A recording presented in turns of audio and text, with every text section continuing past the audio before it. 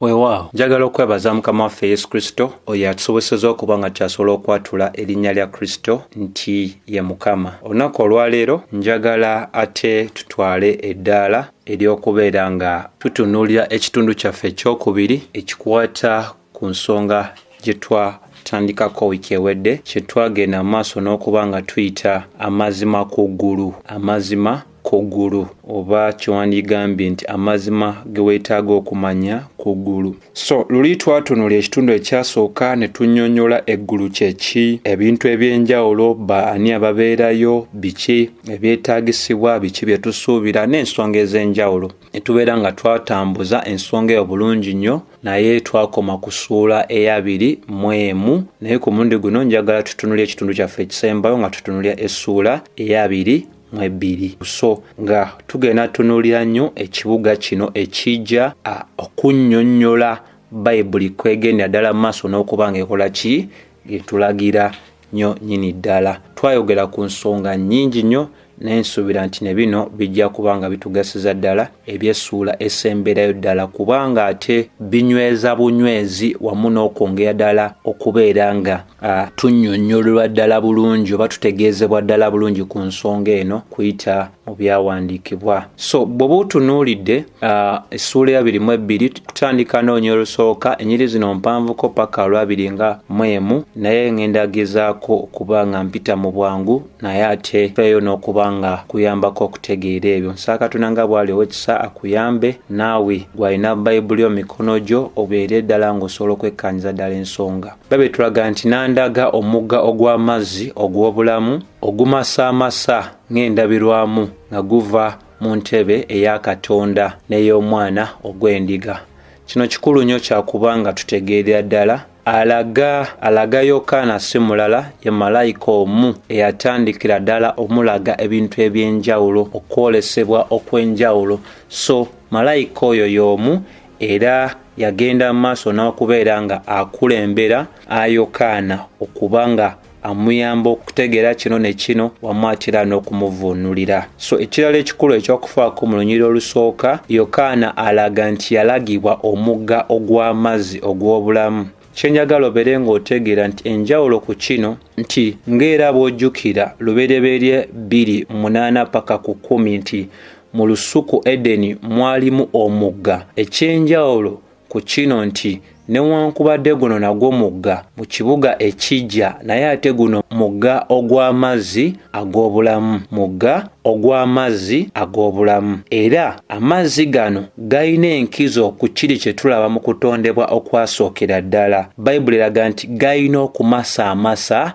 nga okwendabirwamu, kubanga eraze no gumasaamasa ng'endabirwamu, ekitegeeza nti masukkulumu ku mazzi ag'okutondebwa okwasooka, ate okumasaamasa okw'amazzi gano ng'endabirwamu kulagira ddala nti temwalimu kantu konna kasobola kuba nga kakiikirira okwonoonebwa oba embeera yonna etali ya butukuvu. Ekirala Bayibuli kyetusongeddeko nti omugga guno ogw'amazzi ag'obulamu guyina ensibuko yaagwo okuva mu ntebe eya Katonda n'Omwana ogw'Endiga. Nti ensibuko ey'omugga guno ogw'amazzi ag'obulamu ntebe ya Katonda. Kyobulaga gano amazzi geesigika, gano amazzi galina okumasaamasa okulinga okwendabirwamu. Obutukuvu n'obutuukirivu bwa Katonda bwonna bwonna bulabikira ne mu mazzi gano. Ekirala kye tusobola okubeera nga twogerako lwe lunyiriri olwokubiri. Bayibuli etugamba wakati w'oluguudo lwakyo, twogera ku kibuga, era oluuyi n'oluuyi olw'omugga omuti ogw'obulamu ogubala ebibala 12 oguleeta ekibala kyagwo buli mwezi, n'amalagala ag'omuti ga kuwonya amawanga. Wano wakulu wakuba nga nawo tutegeera nti Bayibuli eraga nti mu kibuga kino wakati w'oluguudo lw'ekibuga muyitamu omugga, naye ku njuyi oba ku luuyi n'oluuyi olw'omugga kuliko omuti ogw'obulamu. Era omuti ogwo ogw'obulamu Bayibuli egunnyonnyola ng'eraga nti gubala ebibala 12 buli mwezi. Kino kitegeeza nti bwe tutunulya obulamu buno obutulindiridde mu kibuga ekijja nti bulamu obusukkuluma okusanyuka kuno n'okumatizibwa kusukkuluma okulowooza kwonna kuli mu busufu. Kuli muki? Mu busufu. Gwerowoozaamu ku kino, waliwo omugga ogw'amazzi ag'obulamu, waliwo omuti ogw'obulamu, ate omuti guno gubala ebibala 12 buli mwezi. Ekisooka obukulu kwe kutegeera nti omuti ogwali ogw'obulamu Edeni gutwalibwa, gukyusibwa ne guggyibwa ku nsi ne guteekebwa mu ggulu. Kati eggulu lya kaakano we lirireetebwa ku nsi lijja kuleetebwa n'omuti ogwo ogw'obulamu. Lubereberye bino Adamu yabinyumirwanga yekka ne mukyala we, naye ku mulundi guno buli muntu yenna aliba atuuse mu ekyo ekiki ekibuga, era tulirya obulamu ate era tulinywa obulamu. Kyesinga okuba nga kyewuunyisa tezimu ku kanisa bw'oba osomye ku Bikula 2:7 Mukama waffe asuubizeemu ku kanisa ng'alaga nti abanawangula muyo anaabawa olukusa olulya ku muti ogwaki ogw'obulamu. Lowooza ku ekyo, onywa bulamu olya bulamu. Nti ku nguudo ku mabbali abantu wandigambye nti batambulira, kuliko emiti ku njuyi n'enjuyi ez'omugga guno ogw'amazzi ag'obulamu, omuti ogw'obulamu, naye ng'ate omuti ogwo gulina obusobozi okubala ebibala 12 buli mwezi. Osobola okwewuunya nti ekintu kino kisuufu nnyo, siina na bwe nsobola kuzinga ndowooza yange ku kyo. Nti embeera ey'obugumba eragibwa wano nti teribaako na muntu yonna wasobola girowoolezaako. Obugumba buba bukomezeddwa bwe tuva mu bulamu buno, nti ekintu kino tekisobola kuzaala, nti kino ekintu kirina obuzibu buno ne buno, nti sizoni eno bino balaze nti buli mwezi kibala kikyome nga kibala buli mwezi. Kino kiraga obusufu obw'ekibuga kino n'ebintu eby'omuwendo, ebintu ebyenjawulo, ebintu ebisukkuluma okutegeerawo kwaffe Katonda byatutegekedde. Era Bayibuli eraga nti n'ebikola byennyini, buli kyonna ekiri ku muti guno kigasa. Ebikola byennyini Bayibuli eraze oba amalagala g'omuti guno ogw'obulamu ga kuwonya amawanga mu bufunze bategeeza abantu bonna abaagenda maaso n'okuba nga banunulibwa Mukama waffe Yesu Kristo, nga ku Bikula 5:9 wegenda maaso n'okulaga nti Mukama waffe Yesu Kristo anunudde abantu n'omusaayi gwe eri Katonda ng'abajja mu buli kika, mu buli lulimi, mu buli gurupu ey'abantu n'amawanga, nti tugenda kuba n'emibiri egy'ekitiibwa naye tekitufuula kubeera nga tuli Katonda. So bino bigenda tubeezaawo amazzi, omugga ogw'amazzi ag'obulamu, omuti ogw'obulamu, emirembe n'emirembe. Olwokusatu Bayibuli eraga so teribaayo nate kikolimo, n'entebe ya Katonda n'omwana ogw'endiga enaabeeranga omwo, n'abaddu be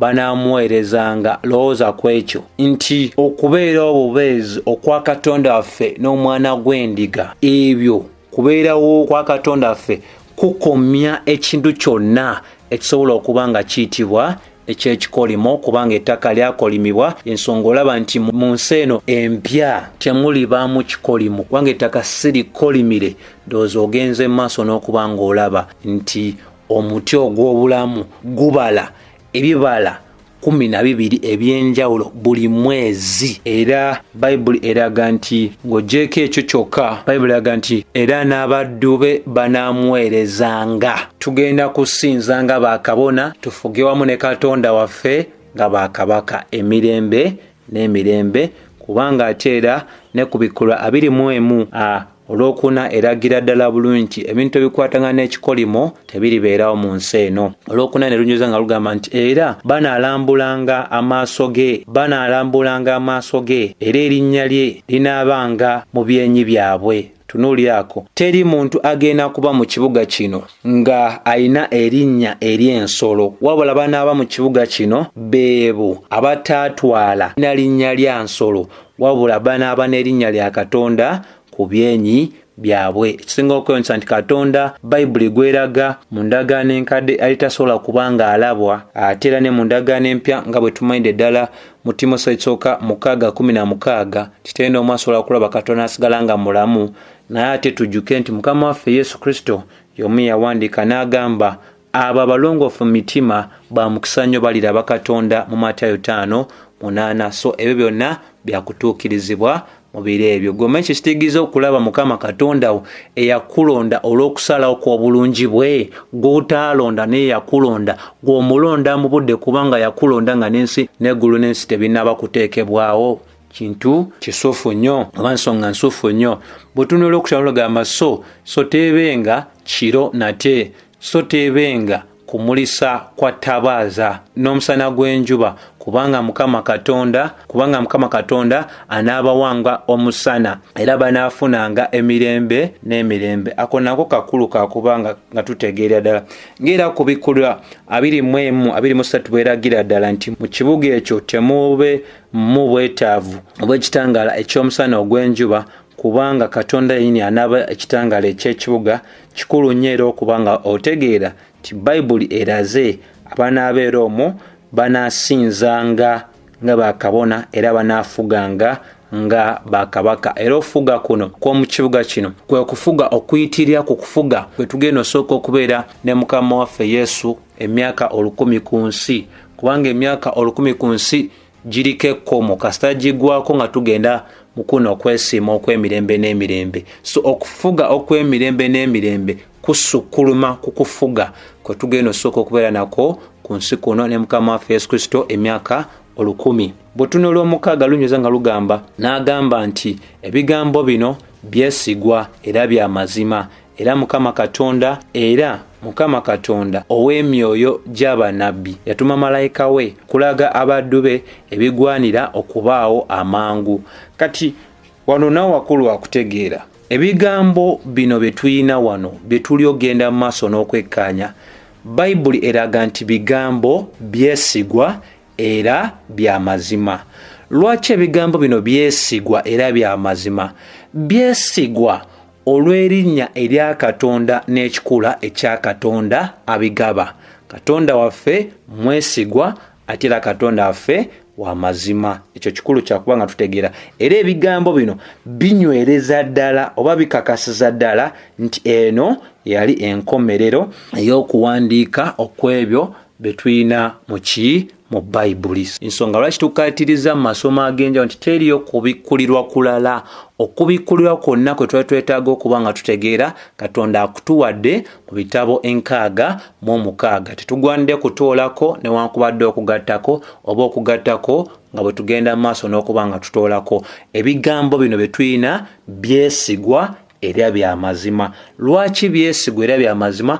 Byesigwa era bya mazima olw'oyo abituwadde. Katonda mwesigwa, Katonda wa mazima. Ensonga lwaki tetukkiririza mu bintu ng'abantu abagamba nti Mukama yogedde nange leero okuyita mu birooto, simanyi Mukama yogedde nange alina kyeyandaze kino, alina kiri kyeyandaze. Nedda, byonna byonna Katonda byagala tube nga tumanya abituwadde mu kigambo kye. So weena akkirizamu ebyo ebintu ebirala olina okupima ebintu ebyo byonna by'ogamba nti okkirizaamu ku kigambo kya Katonda. Ebanga bikonta n'ekigambo kya Katonda, oyo si Katonda. Bayibuli etulaga mu Lwomusanvu era laba njija mangu aweereddwa omukisa akwata ebigambo eby'obunnabbi obw'ekitabo kino. Mukama waffe ayogedde ng'alaga nti ajja mangu era aweereddwa omukisa akwata ebigambo eby'obunnabbi obw'ekitabo kino. Kikulu nnyo okubanga tutegeera mikwano mwe mwenna abawuliriza nti Mukama waffe Yesu okujja kwe kugenda kubeerawo mangu nnyo nnyini ddala. Naye okujja kwa Mukama waffe Yesu kugoberera ebintu eby'enjawulo ebirina osooka okutuukirizibwa okuva mu kitabo kino nga bwe yagenda mu maaso obiraga omuddu we Yokaana. So ekyo kikulu kya kutegeera kubanga mwesigwa tulina okukkiriza bw'agamba nti ajja mangu. Ekyo kyakola ki? Kyategeeza oyo ayina ekigambo ekyesigwa kubanga ye mwesigwa, oyo ayina ekigambo eky'amazima kubanga ye ge mazima. Bw'agamba nti ajja mangu, ekyo kyategeeza. Waliwo abaseka ne bagenda maaso n'okuwema ne bagamba aliwo emyaka gyonna nga tetumulaba. Ssebo ne nnyabo, waliwo ensonga ebintu byonna nga bwe yabirambika birina okugenda maaso nga bwe yateesa okuba nga bibaawo era ajja kulabisibwa. Naye jjukira yagamba agenda kujjanga mu bbi. Omugezi alina kwekwata ebyo biwandiikiddwa. Olw'omunana Bayibuli eraga nti nange Yokaana nze nawulira ne ndaba bino. Bwe nawulira ne ndaba ne nvuunama okusinza mu maaso g'ebigere ebya malayika andaga bino. Olw'omwenda n'aŋŋamba nti laba tokola bw'otyo, ndi muddu munno era ow'omu baganda bo bannabbi n'abo abakwata ebigambo eby'ekitabo kino. Sinza Katonda. Ako kakulu nnyo kakuba nkategeereka mu Lunyiriri lw'omwenda n'olw'ekkumi. Leero tuli mu nsi ejjudde ebintu eby'enjawulo. Abantu balina Kristo omukyamu, balina omwoyo omukyamu, balina enjiri enkyamu. Tuyina ekkanisa ey'amazima eya nnamaddala n'ekkanisa ey'obulimba. Ekkanisa eya nnamaddala esinza Katonda omu ow'amazima. Yokaana 17:3 egamba obulamu butaggwaawo kwe kumanya Katonda omu oyo ow'amazima ne Kristo Yesu gwe yasindika. Ye ekkanisa ya ddala esinza Katonda oyo omu ow'amazima. Ekkanisa ey'obulimba tesinza Katonda omu oyo ow'amazima. Basinza bannabbi baabwe, abakazi n'abasajja. Basinza ebintu, amamotoka, amayumba, abaami, abakyala n'ebintu ebyaki eby'enjawulo. Byebyo olunaku olwabyo byetukola ki betulina. Balina Yesu omulala, balina omwoyo omulala, balina n'enjiri endala. Ekkanisa eya nnamaddala esinza Mukama waffe Yesu Kristo, egondera enjiri ye. Ekkanisa eyo emanyi omwoyo omutukuvu wa Katonda nti mwoyo wa mazima. Ekkanisa entuufu ekkiririza mu njiri eyo yokka etuweereddwa mu bitabo 606. Ate ekkanisa eya nnamaddala erindirira okudda okwa Adamu owookubiri oba Mukama waffe Yesu Kristo, wabula ekkanisa ey'obulimba erindirira Adamu owookusatu okudda, ng'oyo Bayibuli gweyita Antichrist, oyo akyawa oba yeeteeka mu kifo ekya Mukama waffe Yesu Kristo. Malayika ayogera bulungi eri Yokaana gaana oluvannyuma lw'okulaba ebintu ebisuufu eby'ekitiibwa by'otasobola kwenkanyankanya n'ebintu eby'ensi eno ebitalabwangako, ebitalowoozebwangako, byayagenda mu maaso n'okulagibwa okuva ddala ku ntandikwa y'ekitabo kino. Ebintu bino byamusukkulumako. Kyovola guno gwali mulundi gwa kubiri. Omulundi ogusookera ddala tugulaba mu ssuula y'Omwenda 10 era bwe yalagibwa ebintu eby'enjawulo ne bimusukkako n'ayagala okubeera nga akka wansi okubanga avunnama okusinza mu maaso g'ebigere ebya malayika eyagenda mu maaso n'omulaga ebintu bino. Naye tulaba nti okwanukula kwe kumu okwa malayika mu ssuula y'Omwenda kwe kwanukula kwe kumu okwa malayika mu ssuula eya 22 nga mugamba tokikola ekyo, tokola ekyo kubanga nze ndi muddu munnoowo wamu ne baganda bo bannabbi n'abo abakwata ebigambo eby'ekitabo kino. Sinza Katonda. Katonda eka yagwanda okusinzibwa. Abantu basinzizza buli kintu kyonna. Eggwanga lyaffe tulina abantu ab'enjawulo. Basinza bakabaka, simanyi waliwo obusobozi, simanyi waliwo bannabbi, simanyi waliwo abasumba, ebintu eby'enjawulo. Okusinza Bayibuli kweyogerako kwa Katonda yekka. Era kyewuunyisa nti malayika emu yagwa ayogerwako nga Lucifer. Bayibuli eraga nti mu Luka 4:9 asaba oba alagira oba asaba okusinzibwa Mukama waffe Yesu Kristo amusinze, naye nga asaba Katonda we eyamutonda okubeera nga asinze. Omuntu yenna akyalina endowooza ey'okusinza ekintu ekirala atali Katonda, olina endowooza ey'ekitonde ekyo ekyagwa ekiyitibwa Lucifer, kubanga oyagala okuteekawo omuntu omulala mu kifo kya Katonda.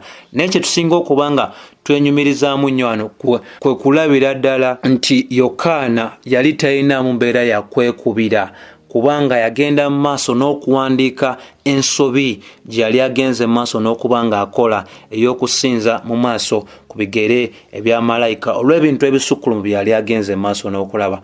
Abalala tebaagala kukkiriza nsobi zaabwe. Omuntu naba asomesa ekintu kyamu tasobola kukkiriza nti ekintu kye mbadde nsomesa kikyamu, neetaaga okuba nga nkyusa. Naye Yokaana nga bwe yakola ensobi era tugiraba mu byawandiikibwa, kitegeeza ddala nti ensobi si gye tusinga okuba nga twesibako, naye kiki ekireeta embeera ey'ensobi obusukkulumu obw'ebyo byalaba, naye era buli kintu kyonna Katonda waffe akikozesa ku lw'obulungi nti malayika amulagira mu ngeri eyali egwanidde. N'agamba nti toteeka kabonero ku bigambo eby'obunabbi obw'ekitabo kino kubanga obudde buli kumpi. Kale singa okwonsa mu lunyiriri 10 Yokaana agambye obutateeka kabonero ku bigambo eby'obunabbi obw'ekitabo kino kubanga obudde buli kumpi. Ne bw'otunulira mu Danyeri essuula ye12 olunyiriri 1 paka 9, Danyeri yagambibwa okuteeka akabonero ku bigambo eby'obunabbi kubanga byali bya nnaku nnyingi. Yokaana yagambibwa obudde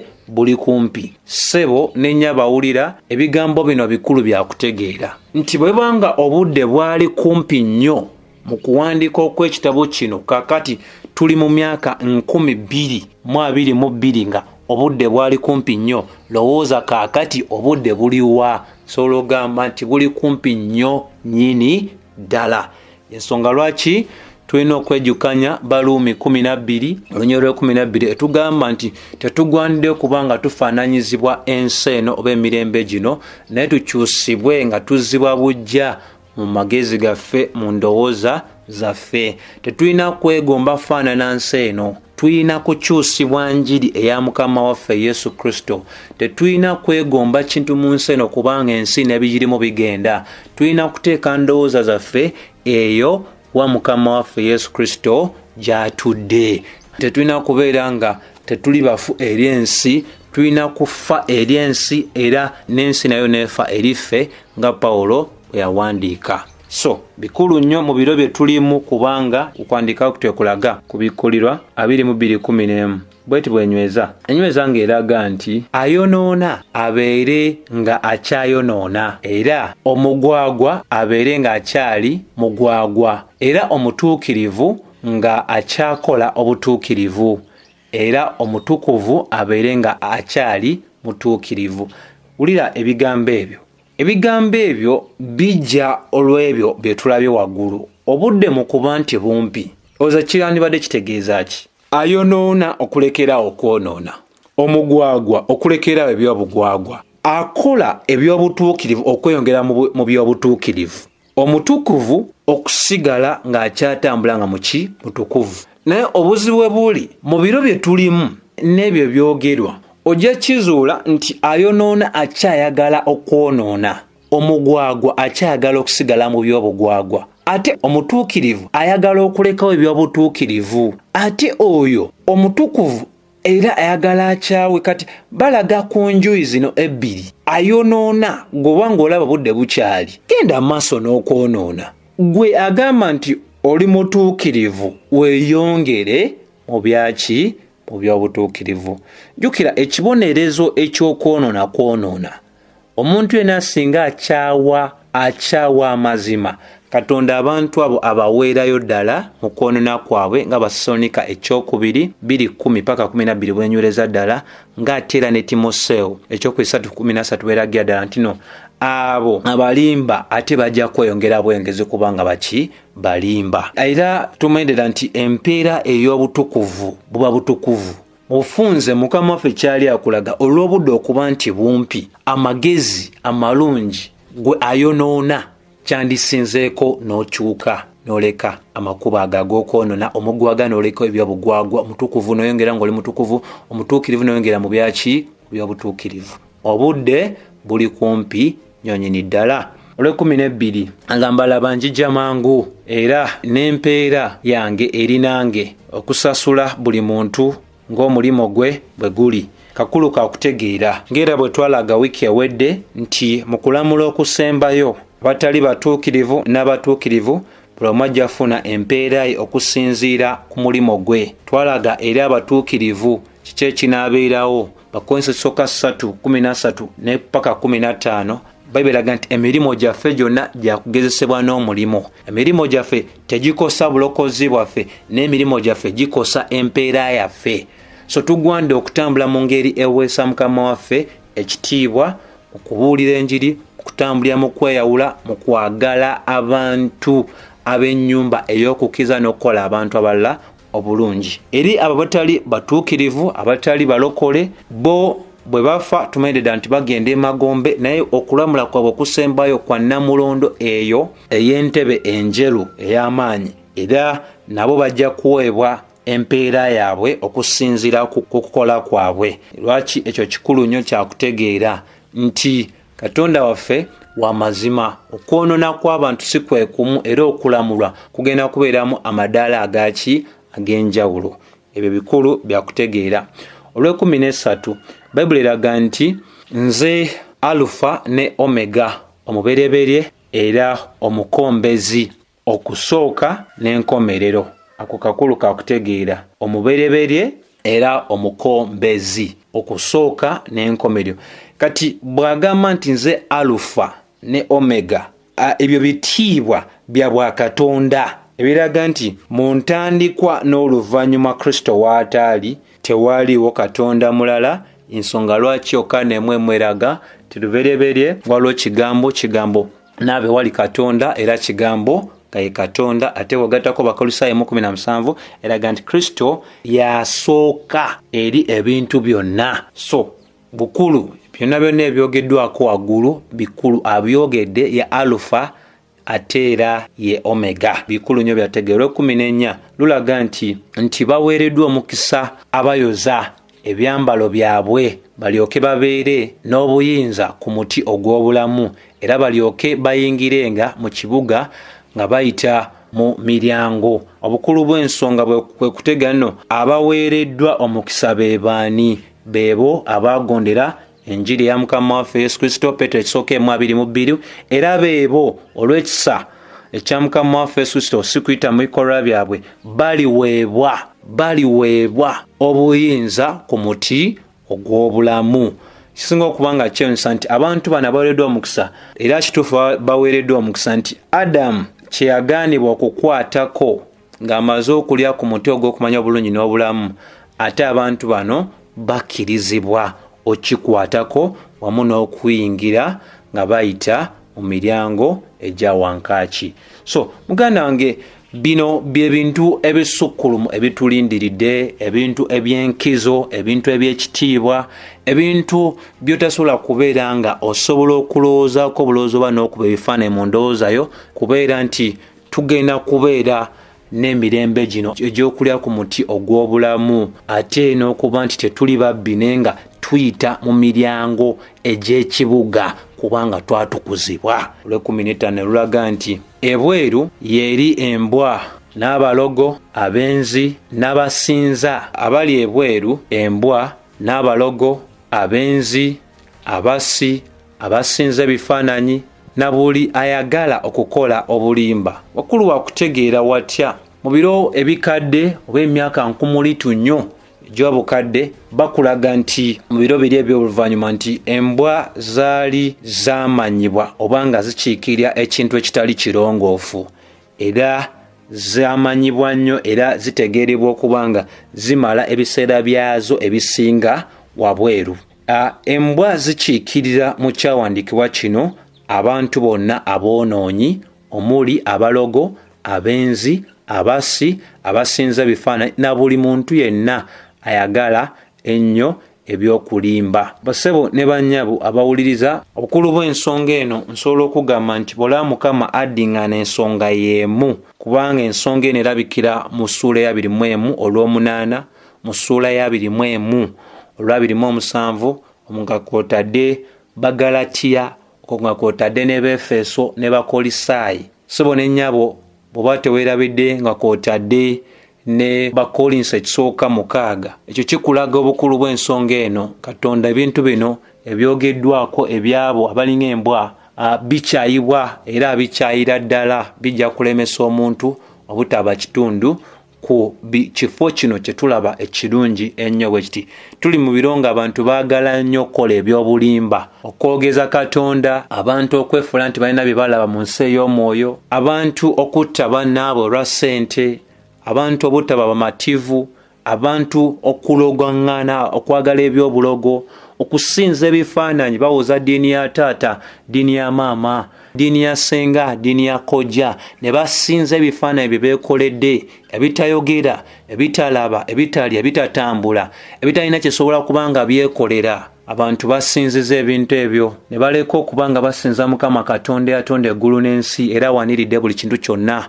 Abo tebaliwunya ku bwakabaka bwa Katonda. Olw'ekumi n'omukaaga lugamba nti nze Yesu ntume malayika wange okubategeeza mmwe ebyo olw'ekkanisa nti nze ndi kikolo era omuzukulu wa Dawudi, emmunyeenye eyaka enkya. So kati wano olw'obukulu bw'ensonga nawo bwe tugwanide okuba nga tutegeera. Agambye mu lw'ekumi n'omukaaga nti nze Yesu ntumye malayika wange okubategeeza mmwe eby'amakanisa. Ekyo kikulu nnyo kyategeera. N'ekirala kyazizaako kwe kugamba nti nze ndi kikolo era omuzukulu wa Dawudi. Bayibuli yogerako Kristo okubeera nga kikolo kya Dawudi, essonga ku bwa Katonda bwe ti ye nga Katonda ye yatonda Dawudi na buli muntu yenna, era abantu bonna ku nsi balina okubeerawo kwabwe ku lulwe. Bikola Batume 17:28 enyweza.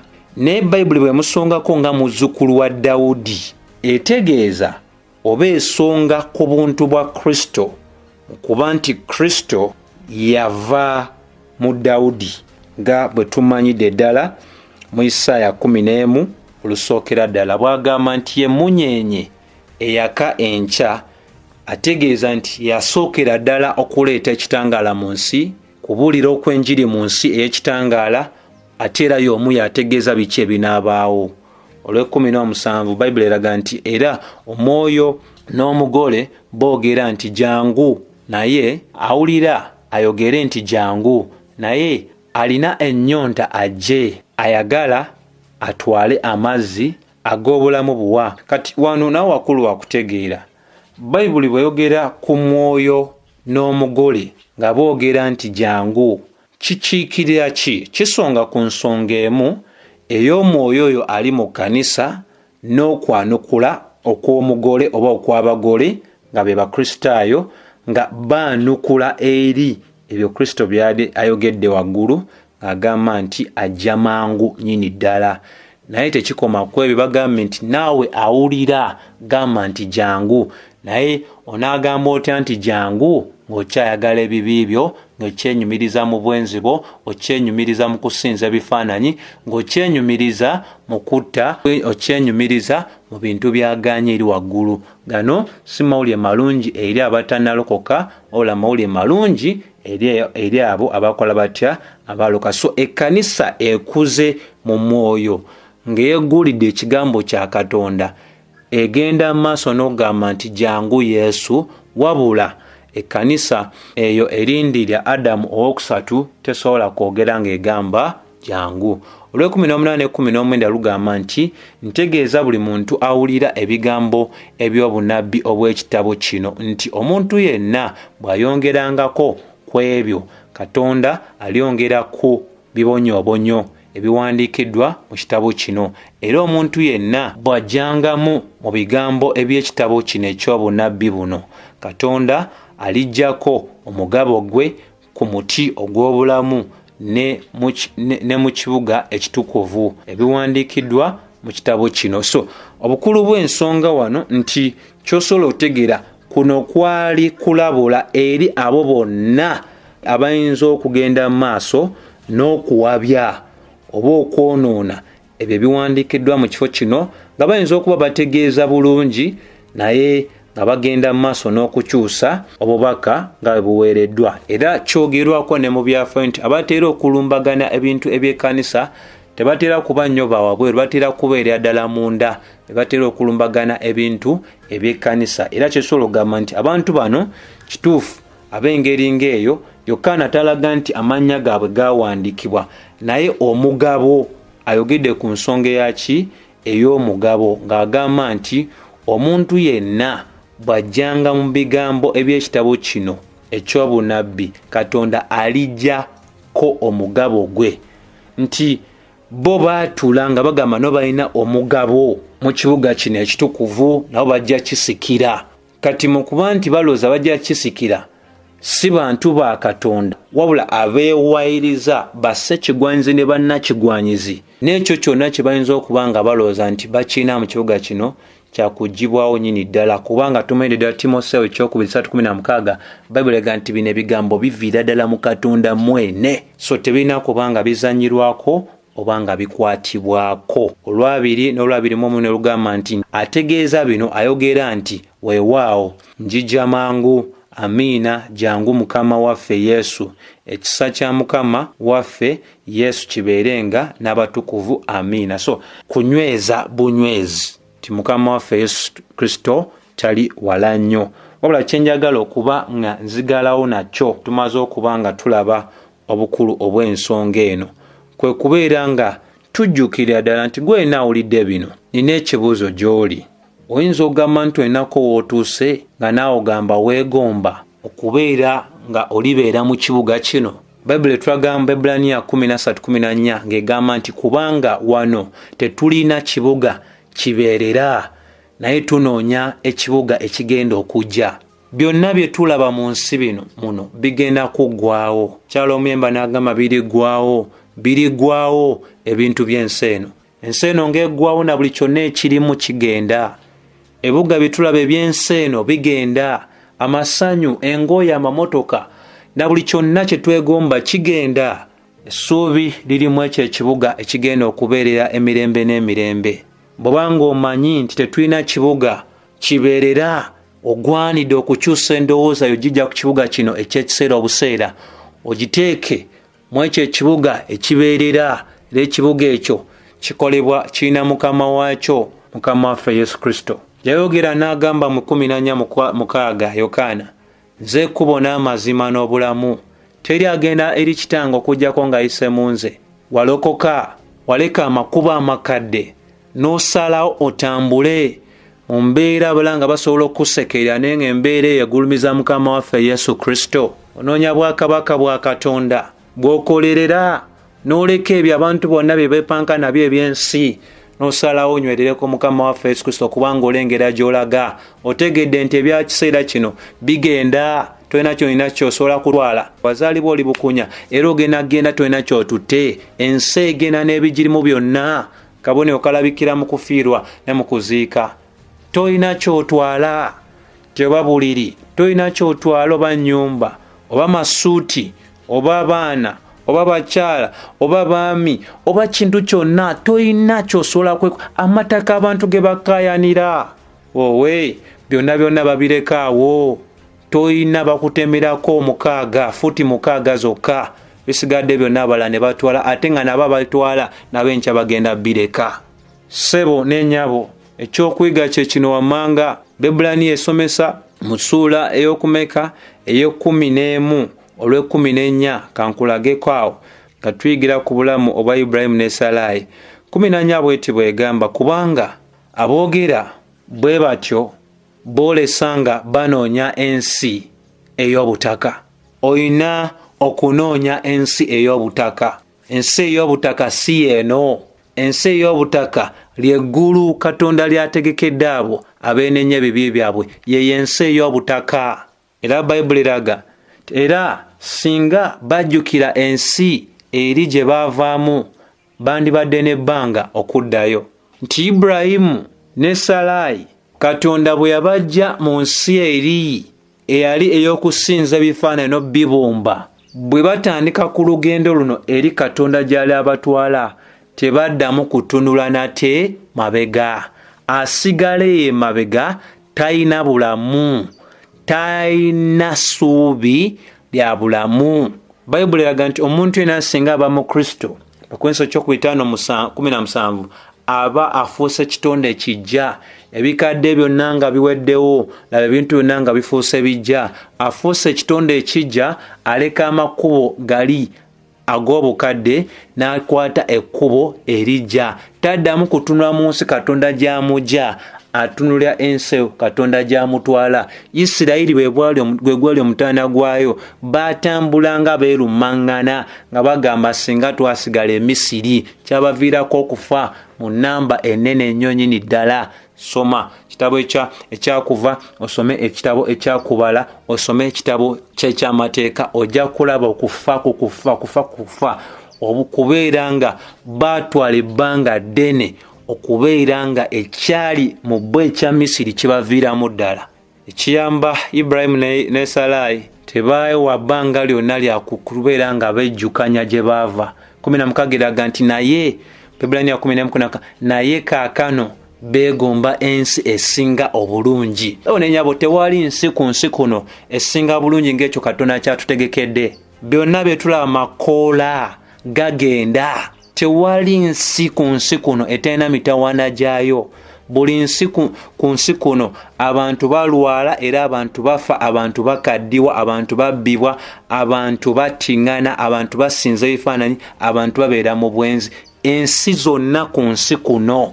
Naye ensi eri ey'obutuukirivu awandiika agamba naye kaakano beegomba ensi esinga ye ey'omu ggulu. Katonda kyava alema okukwatibwa ensonyi okuyitibwanga Katonda waabwe kubanga bateekerateekera ekibuga. Ssebo ne nnyabo gega mawulire, bw'oba obadde owuliza obubaka buno tolekanga makubo go mabi.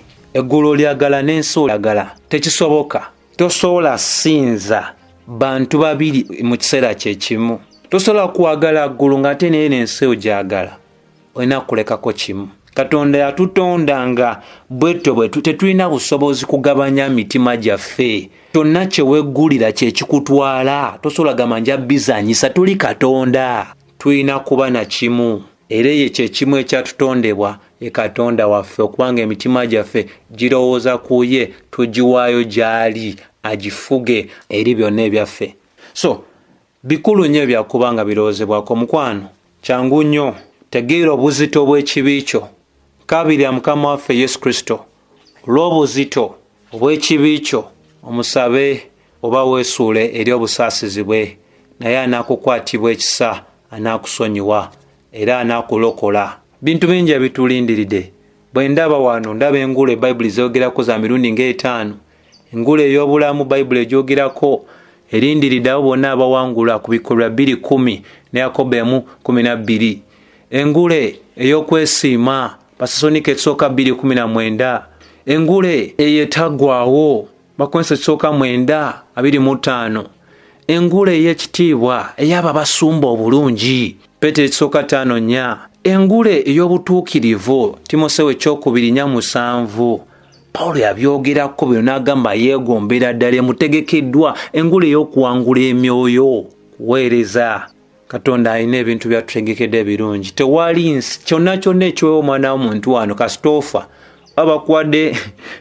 bakuwadde engule eki oba kiki oba kyo bagwe Queen wa Bungereza oba gwe kabaka wa, ebyo byansi bikoma wano, tolina kyotwala. Ekitagenda kuvaawo kyekyo Mukama waffe kyagenda otuwa nga tuyingidde obulamu obuddako. Saba Katonda nga bw'aliwa ekisa akuyamba otegeere bino ate osse mu nkola ebyo by'omanyi nti ogenda okubeera ng'ossa mu nkola. Gondera enjiri ya Mukama waffe Yesu Kristo, enjiri ejja kufuulawo eddembe. Ekisa kya Mukama waffe Yesu Kristo kibeere nammwe mwenna abawuliriza. Amiina.